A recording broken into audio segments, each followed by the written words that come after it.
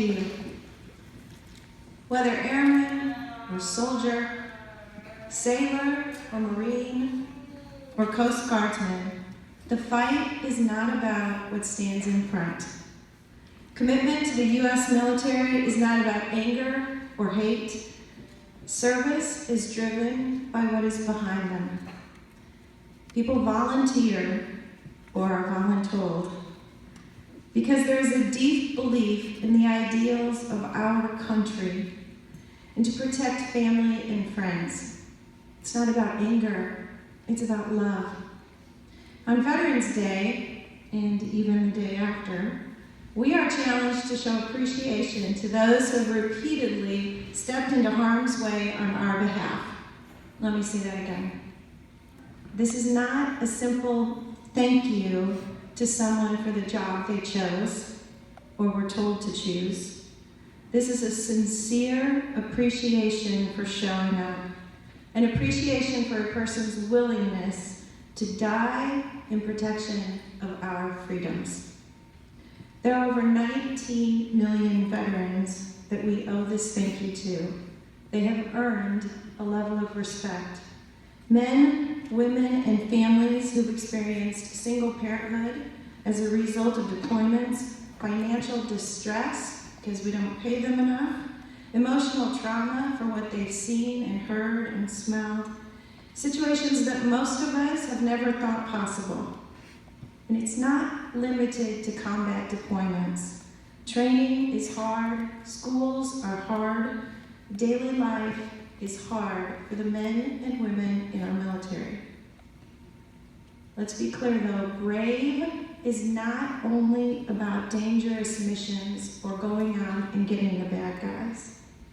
Our military are trained, they're trained very well, and they're confident in their work. Our airmen, our sailors, our soldiers, our Coast Guardsmen, our Marines, they are trained to handle stress and they're very good at their jobs. But it is impossible to prepare for the loss of a brother or sister in arms. It requires a level of bravery that they cannot prepare for. It requires bravery to keep the memories alive and to live his or her life in a way to make the loss mean something. Brave is dealing with that loss in a productive manner. Brave is transitioning to civilian life, managing seen and unseen disabilities, and letting no one forget about those that paid the ultimate sacrifice. My son is one of the soldiers that these brave men and women honor. My husband and I have 4 children, as you heard, Emily, Josh, Hannah, and Ashton. Josh graduated high school in 2013 from Normal Community High School and immediately joined the Army. Like many of you, I imagine, he never really liked school, but he absolutely loved sports. There might be a few of you in here. He was very, very smart, but he did not want to go to college. He never started a fight, but he never walked away from one. He was a fierce friend, willing to do anything for his friends. He volunteered for the Army, then he volunteered for the infantry, then he volunteered for the Ranger Regiment.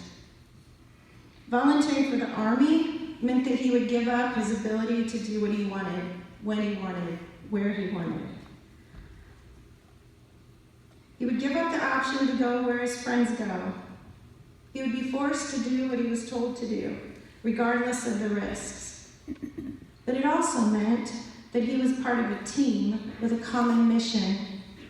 He'd be surrounded by people who are 100% committed to being their best, and he would push to be mentally and physically strong. He would test his limits and then go further than he imagined. As a U.S. Army Ranger, he was part of an elite squad. He was capable of conducting complex special operations missions. He was expected to be combat ready, mentally and physically prepared, always ready to go to where the fight was. He jumped out of planes, fast roped out of helicopters, and scaled buildings. He was an expert marksman, physically fit, medically trained, and efficient at small unit tactics. As a team lead, He led his team into conflicts that pushed them to be their very best, and he was very good at his job. On April 27, 2017, his squad was sent on a mission in the Nangarhar province of Afghanistan. This remote area along the Pakistan border was the site of the mother of all bombs just before. So if you think back to 2017, you remember talking about Moab, the mother of all bombs. That bomb was intended to destroy some of the tunnels that the members of ISIS used to travel. On the night of April 27, actually very early in the morning, in complete darkness, Charlie, his squad, moved into place to take down the ISIS leader. 2 birds sat down, and the soldiers moved into place. The helicopter Josh was on was not able to land, and they had to fast rope. They were under fire from all sides. First down, Sergeant First Class Young fell about 10 feet because the helicopter was banking to try and avoid being hit. Last down, our son, Sergeant Josh Rogers, was hit in the leg just after he hit the ground. And that could be the end of the story. Sergeant Young could have said too much for the team. Our son, Sergeant Rogers, could have laid in protection and waited for the 9-line to come pick him up. But that's not what happened. It would have been completely acceptable, but that's not who they trained to be. Young moved forward as planned, with everyone following. Josh tied a tourniquet on his leg, picked up the 20-foot ladder he was carrying, and advanced his team toward the compound. It was pitch black, with shots being fired from all directions, very uneven terrain, and terraces to climb to reach their intended destination. I just wonder if this reminded Josh of the hours he had spent playing Call of Duty when he was in high school. Although the sights, the smells, the sounds, they would assure him it was very, very real. Just after midnight, early in the hours-long battle, Sergeant Cameron Thomas, Lieutenant Daniel Sprouse, and our son, Sergeant Josh Rogers, were shot by friendly fire. This means basically that they got in the middle of the good guys and the bad guys. Cameron died on a 9-line flight back to Bagram Air Force Base. Josh was killed instantly, and Daniel received on-site medical care that allowed him to proceed through the fight. Now we honor the ultimate sacrifice that Josh and Cameron made on Memorial Day. That's what that day is set aside for. And Memorial Day 2020, I hope each one of you will share that story with your family and friends as you're having a burger and your parents are having a beer. Not you. But today, what we do is we honor the bravery of the men that served with Josh and Cameron. The men who keep going. The men and women who have served before, who are currently serving across 150 countries, and those who will follow. Veterans Day is our opportunity to ensure each member of our military knows that we stand united with them.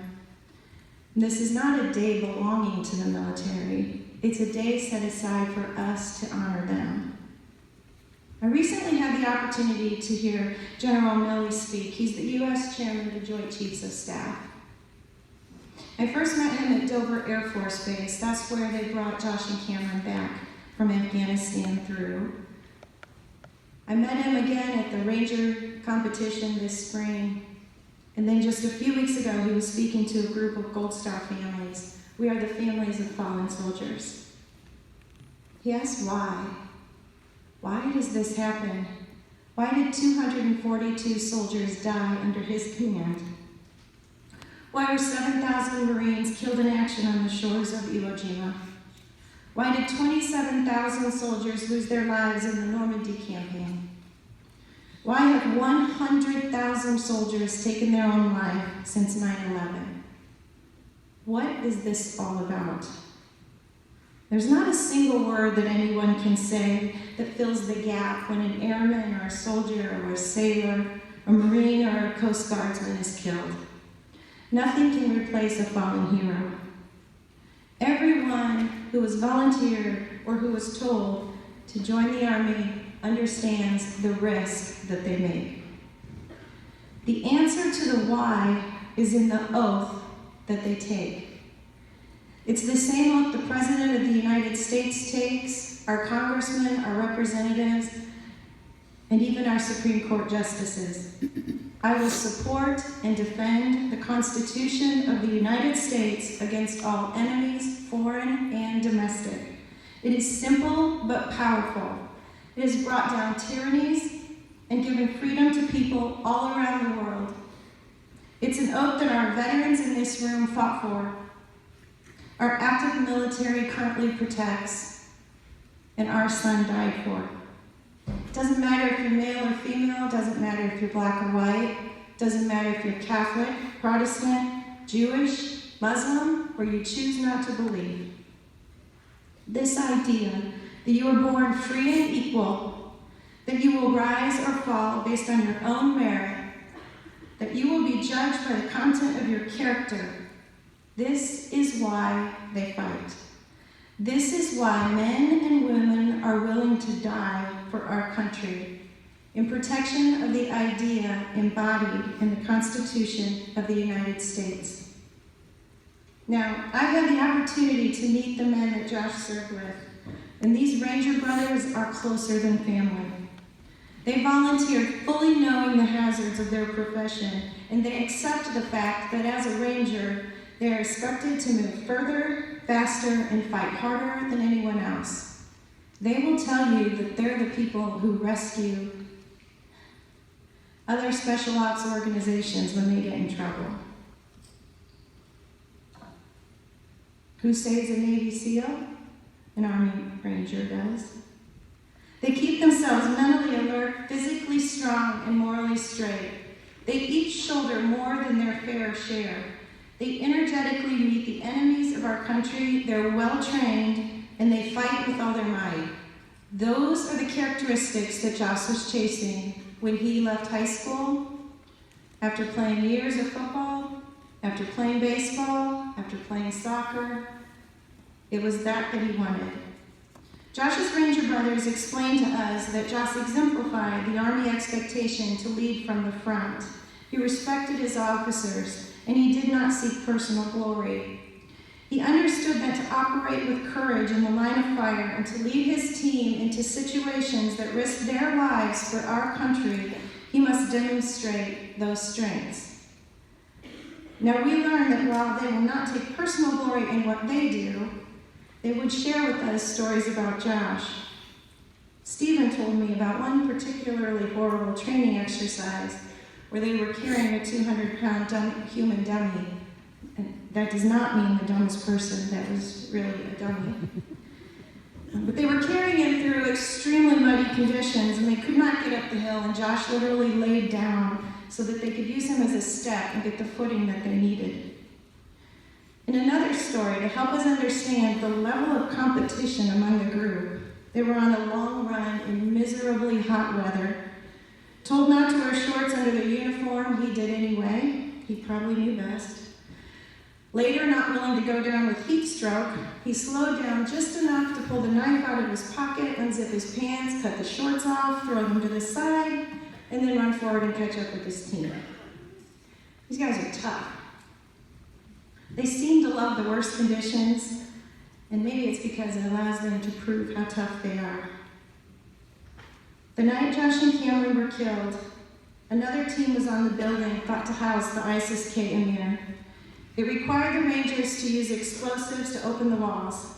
The result was one falling through a roof and 3 suffering memory loss when an IED set off as they entered the room.